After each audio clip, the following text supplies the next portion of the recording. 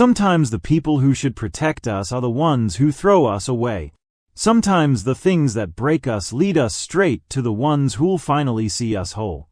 In the rugged outlands of Dustwater Ridge, a father named Thomas Mayfield dragged his pregnant, obese daughter, Clara, into the dirt and handed her off to a man twice her size.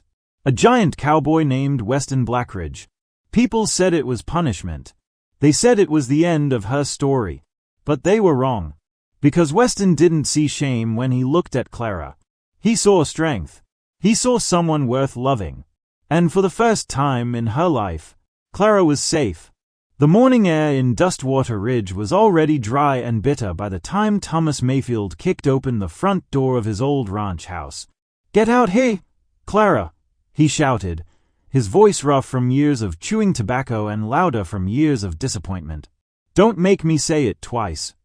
Inside, Clara Mayfield, 20 years old and heavy with child, tried to pull her faded green dress over her swollen belly. The fabric clung too tightly to her hips, but it was the only dress that still fit. Her cheeks burned with a mix of shame and fear. Her fingers trembled as she tied the single knot under her chest. She didn't look in the mirror, hadn't in weeks. Not since her father had stopped speaking to her except to spit accusations or bark orders. Not since her mother died and left her alone in this world with a man who now saw her as nothing more than a disgrace. She stepped out onto the porch, blinking against the sun. Her father stood there, his arms crossed, black hat casting a shadow over his lined face. "You ready?" he asked. Clara's lips parted. "Where are we going?" Thomas didn't answer. He just turned and walked toward the old cart hitched to a mule. Clara followed, waddling slightly under the weight of her body and the child she carried. Her stomach pressed against the seams of her dress. Her hands instinctively cupped it, protective, unsure. They rode in silence. The mule's hooves clopped steadily on the dirt road as prairie winds blew past them. Clara watched the horizon. Dry hills, scattered fences, a hawk circling above. Then, a silhouette emerged ahead. A man. A giant. Even from a distance, he looked unnatural.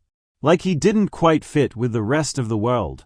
Bare-chested, standing like a stone pillar beside a wooden fence. Muscles cut like they'd been carved by blade, arms the size of fence posts. A wide-brimmed cowboy hat shadowed his face, but she could feel his gaze before she saw it. Then, a silhouette emerged ahead. A man. A giant. Even from a distance, he looked unnatural. Like he didn't quite fit with the rest of the world. Bare-chested, standing like a stone pillar beside a wooden fence. Muscles cut like they'd been carved by blade, arms the size of fence posts. A wide-brimmed cowboy hat shadowed his face, but she could feel his gaze before she saw it. Clara's breath caught in her throat. Weston Blackridge. The giant cowboy the town whispered about. They said he broke horses with his bare hands. That he once killed a mountain cat with nothing but a shovel. That no woman ever stayed more than a week on his ranch. Her father pulled the cart to a stop. Thomas climbed down and walked straight up to the cowboy. "You still good on the deal?" he asked. Weston said nothing at first. Just looked at Clara. She froze, not knowing where to put her hands. Her dress clung to every inch of her.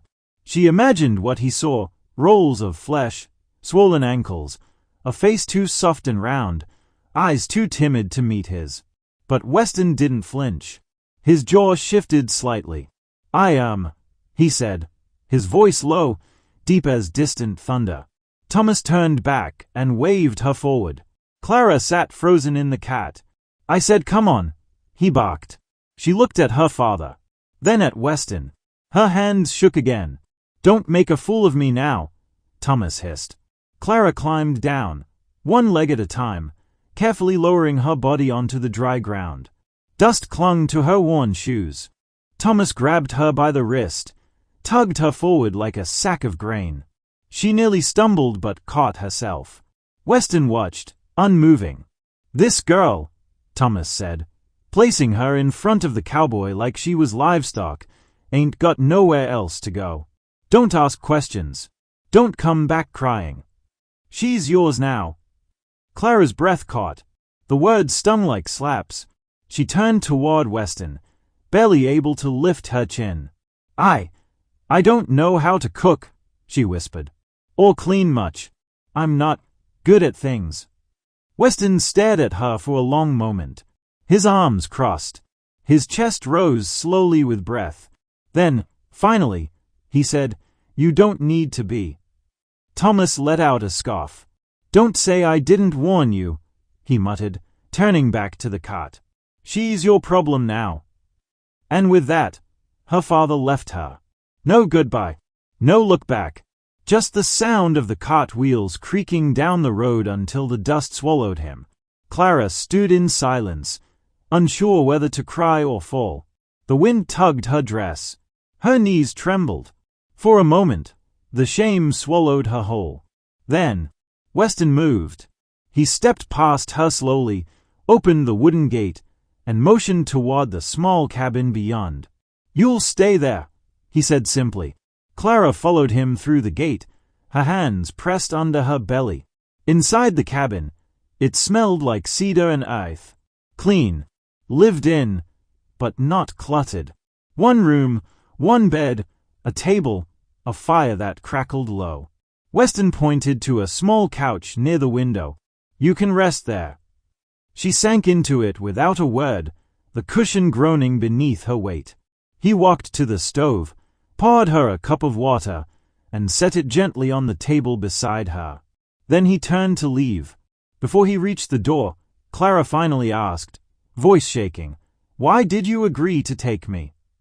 Weston paused, his hand on the doorframe. He didn't turn around, because someone needed to. And then he walked out, into the sun and dust, while Clara sat there, heart pounding, wondering what kind of man she'd just been given to, and why he hadn't looked at her like she was a burden. Not even once.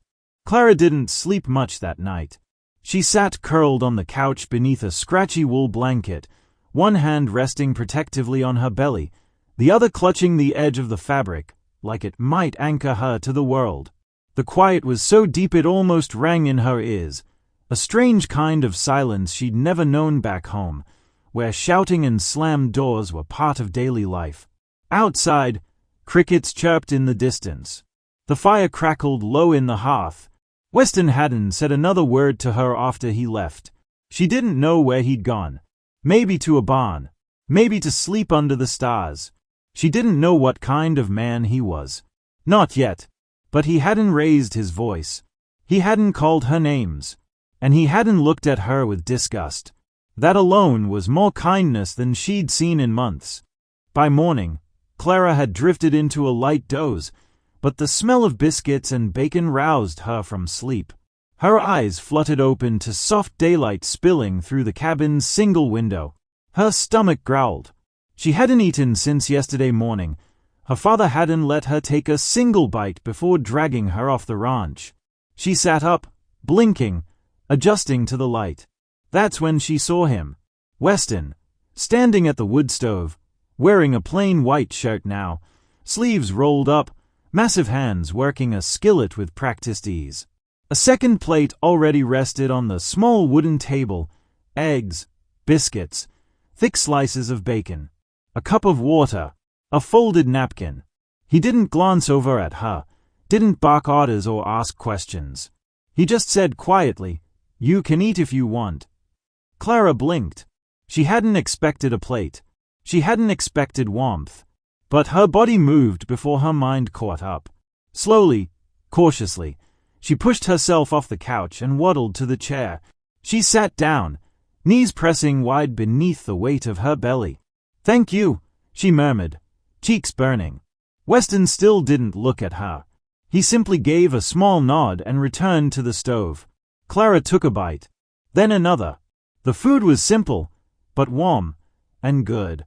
She hadn't tasted biscuits like these since her mother passed. She held back tears. Halfway through the meal, Weston finally sat across from her with his own plate. For the first time, she could really see his face. It was rough-hewn, square jaw, stubbled cheeks, a scar near his temple. His eyes were dark and unreadable, but not cold, not unkind. He didn't stare. He didn't even seem curious. Just calm. Clara found herself blurting out a question before she could stop it. "You live out here alone?" Weston chewed slowly, then swallowed. "I do." "For how long?" "Since I buried my pa. 4 winters back." Clara lowered her gaze. "Sorry." Weston nodded. He wasn't a kind man, but he taught me to work, build, survive. She looked at her plate, unsure what to say. Weston finally asked, "How far along are you?" Her hand moved instinctively to her belly. 7 months. He nodded again. "You got pain?" "Some. Not too bad yet." "You can rest here as long as you need," he said simply. Clara's throat caught. "You don't even know me." "I don't need to," he said. "You're carrying life. You've been hurt. That's enough." Clara blinked fast, not ready to cry again. Not in front of him. Later that day, Weston went out to chop firewood. Clara watched him from the porch. His broad back moved with each swing of the axe. Sweat glistened across his neck. Each strike echoed like a drumbeat into the open sky. She wasn't sure why, but she felt safe watching him. Her body still ached. Her ankles swelled badly by afternoon, but Weston brought her a pair of boots that were softer than her worn ones and a basin of warm water. Without a word, he set it down near the porch, then disappeared. Clara soaked her feet. The water turned cloudy with dust. That night, he gave her the bed. "You can't sleep on a couch that size with a belly like that," he said. "But where will you?" "I built this place with my own hands. I'll manage." He spread a blanket on the floor near the fireplace, lay down without complaint, and said nothing more. Clara lay in the bed for hours, staring at the wooden ceiling above her, belly tight, heart even tighter. A week passed. Then 2, and something began to shift. Weston didn't ask about the baby's father. He didn't press about the scars hidden behind Clara's softness, the wounds left by her father's rage, her town's shame, and the whispers she'd grown up hearing. Instead, he let her sit beside him while he carved fence posts. He showed her how to mend leather straps and boil herbs for pain. He added more cushions to the porch rocker so she could sit more comfortably and told her where the extra woodpile was, in case I'm out and it gets cold. Clara found herself speaking more each day. About her mother. About the way her hands used to smell like lemon soap, and how she braided Clara's hair before church. She talked about the fields behind their house where she used to hide after school, pretending she was someone else, someone pretty, someone wanted. And Weston listened. Always listened. Never judged. One evening, as the sun dipped low and painted the hills in gold, Clara sat in the rocker, belly rising under her dress, and Weston stood fixing the porch rail beside her. She cleared her throat. "Do you think," her voice faltered, "do you think a girl like me could be a good mother?" Weston didn't look up, but he answered without hesitation. "I think the ones who've been hurt the worst often love the deepest." She looked down at her swollen hands. Weston added, "You already protect that child like she's gold. That's what matters." "She," Clara whispered. Weston gave the faintest smile. "Just a hunch." Clara looked out at the hills, and for the first time in months, her heart didn't feel like a bruised fruit barely holding together. It felt like something beginning. The days at Weston's ranch began to fall into a quiet rhythm. Clara would wake slowly, her body heavy but less tense. Her ankles still ached, and her belly grew heavier with each passing morning, but her heart felt lighter. There were no harsh words, no slammed doors, no side glances filled with judgment. Just the soft creak of the cabin floorboards, the distant whistle of wind through the grass, and the steady presence of a man who said little but made her feel seen. Every evening, Weston would chop wood or work the fence while Clara watched from the porch, her swollen feet propped up on a stool he built just for her. Sometimes he'd bring her a small handful of wildflowers without saying a word. She'd place them in a chipped jar on the windowsill, where the light caught the petals and made the cabin feel like a home. And every night, after she was settled in the bed and he stretched out by the fireplace, she would whisper, "Thank you." He never answered out loud. But some nights, in the silence, she'd hear him shift and murmur back, "You're welcome." It wasn't until the third week that Weston said something that truly unraveled her. It was after supper, fried potatoes and baked beans, when Clara shyly stood from the table, wiping her hands on her dress. "I feel useless here," she admitted, eyes on the wooden floor. "You do everything. You feed me. You give me shelter. I just sit and get bigger." Weston leaned back in his chair, arms folded across his massive chest. "You're growing a life," he said. "That's work I can't do." Clara gave a weak smile. "Still, I wish I could help." Weston nodded toward the porch. "Come tomorrow. I'll show you the herbs we dry for the cattle. You've got gentle hands. Might do better than me." She blinked. Gentle hands. She hadn't heard herself described with a kind word in. She couldn't even remember. "Okay," she whispered. The next morning, Weston showed her how to tie bundles of dried yarrow, how to separate wild chamomile for teas that helped calm stomachs. Clara's fingers moved carefully, and Weston stayed close, answering questions, occasionally brushing dust from her arm without a single flinch. In town, men wouldn't touch her, not even bump into her by accident. But Weston touched her like it was the most natural thing in the world, like her skin didn't shame him.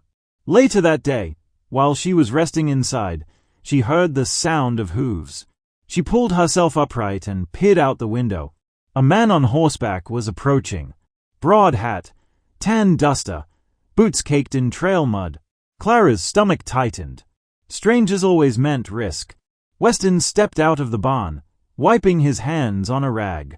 The rider stopped near the gate and leaned slightly forward. "Blackridge," he called. "Heard you took in a girl. That true?" Weston's voice was calm. "What I do on my land ain't up for gossip." The rider laughed. "Folks say she's that fat Mayfield girl, the one who got herself knocked up." Clara froze. She didn't realize her hand had risen to her belly. "Some say you got a soft spot for broken things," the man went on. Weston stepped closer to the gate, his shadow falling long across the dirt. "You rode out here," he said quietly, "just to run your mouth." The man tilted his head. "Just saying, if you're raising another man's bastard, might as well charge folks to see the show." There was a pause. Then, without warning, Weston gripped the top rail of the wooden fence and ripped it free with a single, brutal pull. The man's horse reared slightly. "You done?" Weston asked, voice like distant thunder. The rider held up both hands in mock surrender, turned his horse, and rode off, laughing to himself. Weston watched until the dust settled, then turned and saw Clara standing in the doorway, her face pale. "I'm sorry," she said quickly. "I didn't mean to cause." Weston raised one hand to stop her. Not harshly, gently. "You didn't cause anything," he said. "He came here to pick a fight. Not with you. With me." Clara's eyes filled. "That's what they think of me.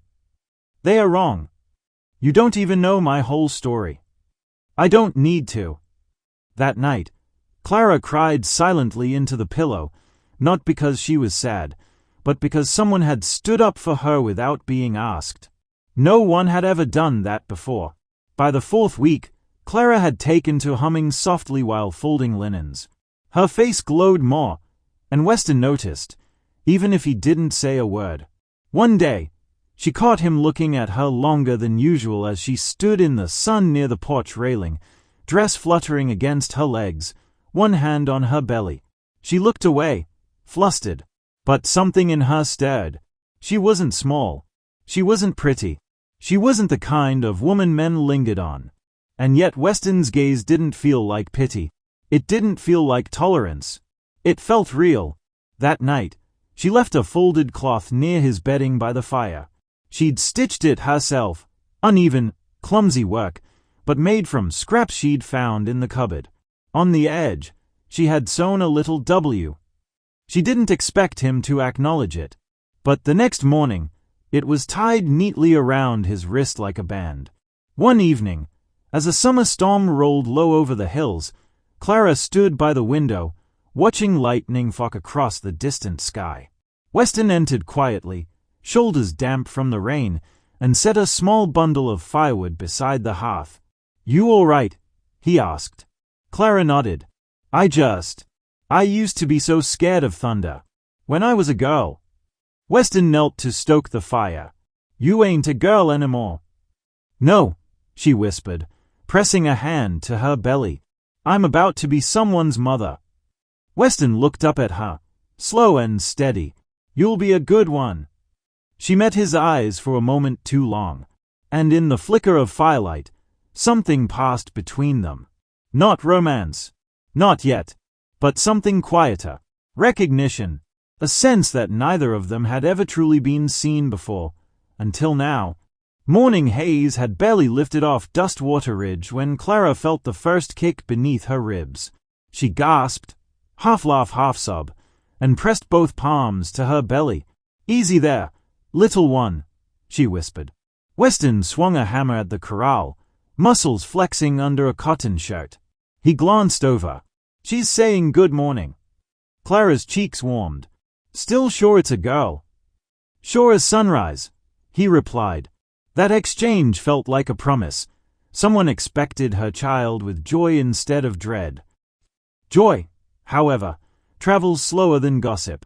Each supply run Weston made to town returned with sharper stares. One evening he laid a sealed envelope on the table. Came through the post. Clara read her father's rigid hand. "Clara, you were taken from me. I'm coming on the feist. Make yourself ready. Thomas Mayfield." "His coming," she whispered. Weston's jaw tightened. "Let him." She sank onto a chair. "He'll bring men. Then I'll stand taller." That night Clara lay awake, listening to the wind comb through prairie grass. Memories crept in.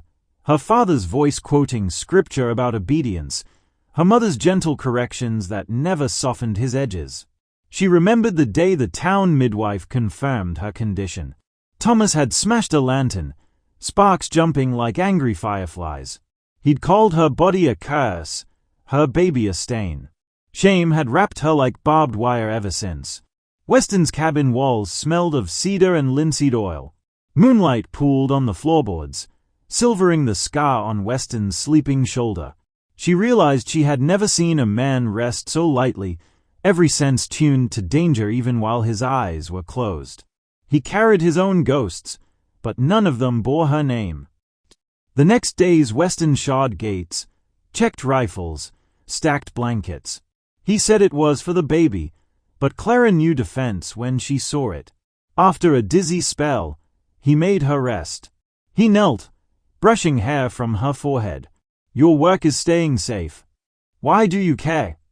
He guided her hand to an old scar across his chest. "Pa gave me this when I was 12 for dropping nails. I swore no one would bleed on my land again."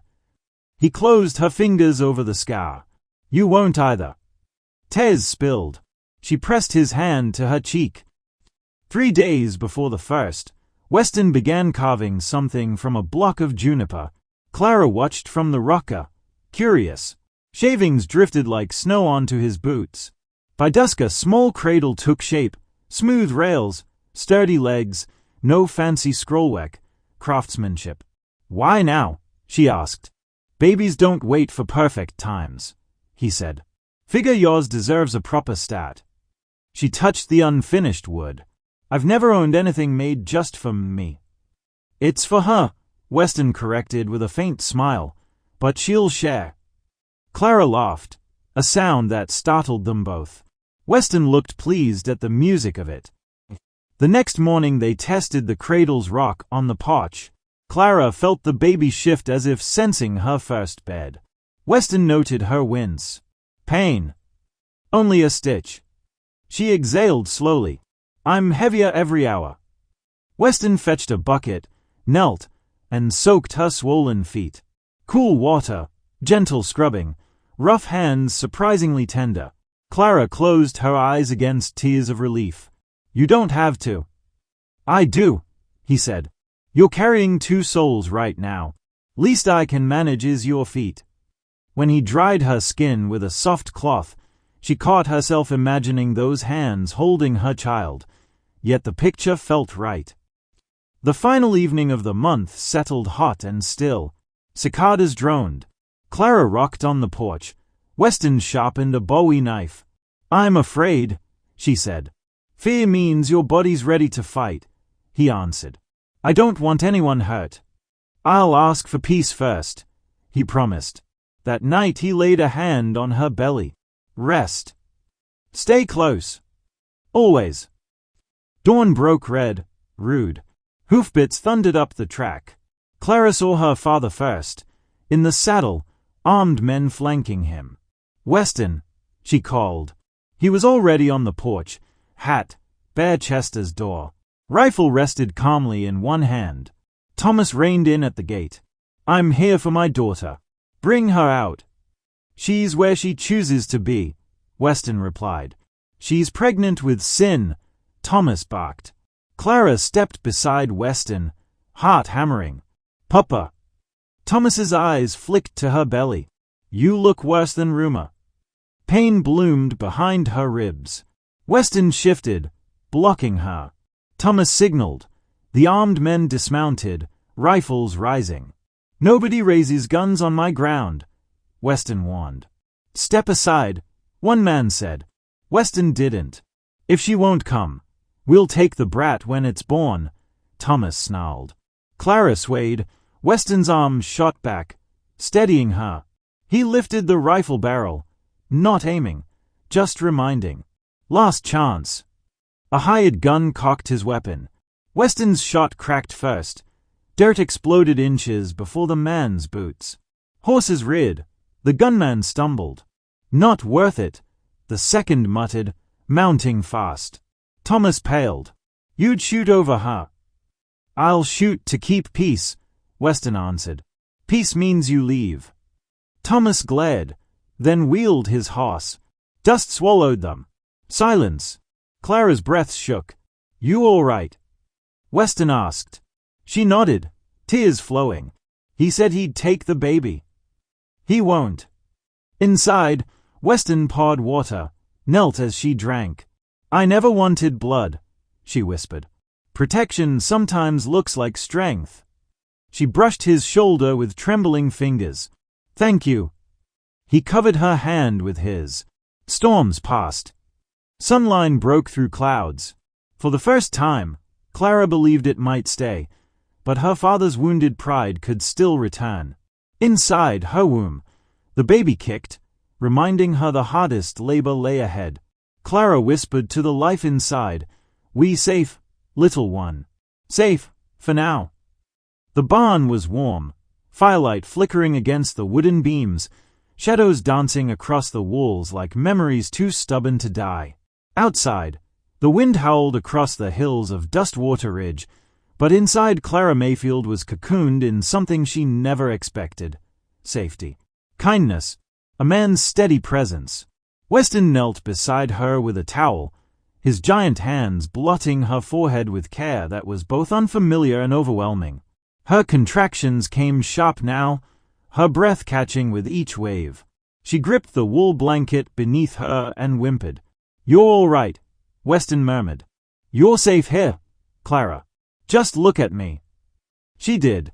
Through tears and pain, she looked into the deep blue of his eyes. In them was something that had never once lived in her father's.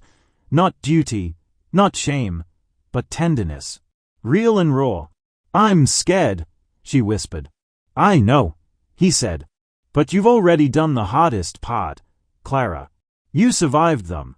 Now you just have to meet the little soul who's been waiting for you. A shuddering sob slipped from her lips, more from relief than pain. And in that moment, Something broke loose in her. Not her water, that had come earlier, but the final thread of guilt sewn into her soul by the man who gave her life and then gave her away. She wasn't worthless. She wasn't broken. She wasn't a burden. She was a mother. The birth was long, and hard, and raw. Weston never left her side. Not once. He held her hand when she screamed, wiped her tears when she wept, and wrapped his arms around her when it was over, when the barn filled with the first wild, fierce cry of a newborn. "A girl," Weston said, voice thick. "You've got yourself a strong little girl." Clara stared at the bundle in his arms, soft pink skin, wisps of dark hair, 2 fists balled up against her chin. She couldn't breathe for a moment, couldn't believe this was real. "She's perfect," Clara breathed. "You did that," Weston said, gently handing her the baby. "You brought her hay. You carried her, and you didn't give up. No one else gets to define you anymore, Clara. Not your daddy, not this town. Just you and her." Clara cried then, not from shame, but joy. Her arms, so often mocked for their size, now held the most precious weight in the world. 3 days passed before word got out that Thomas Mayfield's daughter had delivered safely under the roof of Weston Blackridge, the man he thought would be her punishment. Thomas arrived at dusk, riding up to Weston's barn like a ghost from another life. He didn't bother to knock, just stormed in, eyes bloodshot and jaw clenched. "I want to see my daughter," he growled. Weston stood from the table slowly. "She's restin'. You can talk to her if she's ready to talk." "I didn't give her to you to coddle, Blackridge," Thomas snapped. "She's still mine." "No, sir," Weston said, calm but cold. "You gave her away, and you don't get to pick and choose what happens after." Clara stepped into the room, baby in her arms. Her dress hung loose around her soft frame, and her cheeks were still round with exhaustion, but her eyes were different now. Steady, focused. "I'll talk," she said, "but not as your daughter. As myself." Thomas turned to her. "You're embarrassing me, Clara. Coming back into town with a bastard child. Letting this man pretend he's your husband." "I'd rather be the wife of a man who treated me like a person," she said, voice shaking but strong, "than the daughter of a man who treated me like a mistake." Thomas blinked, as if, for the first time, the size of the shame wasn't on her body, but on his soul. "I did what I had to do." "No," she interrupted. "You did what made you feel better. You gave me away because I reminded you of your failure, not mine." The baby stirred, and Weston stepped forward, placing one large hand on Clara's back. "She don't need to explain herself to you," he said. "You can leave now." Thomas opened his mouth to protest, but nothing came out. There was no threat he could make that meant anything now. So he turned, hat in hand, and left. He didn't look back. Months passed. Winter bled into spring, and Dustwater Ridge softened with the warming earth.